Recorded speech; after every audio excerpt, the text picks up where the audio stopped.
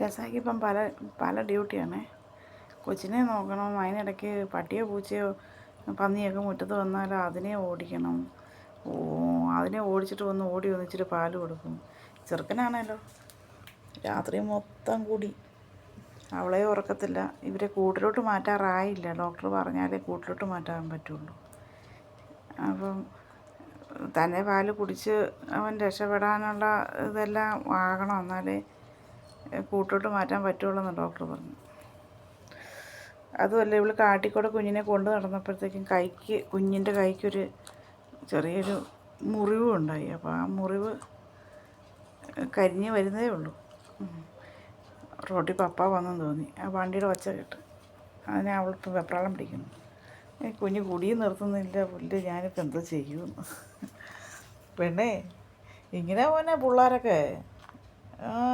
നമുക്ക്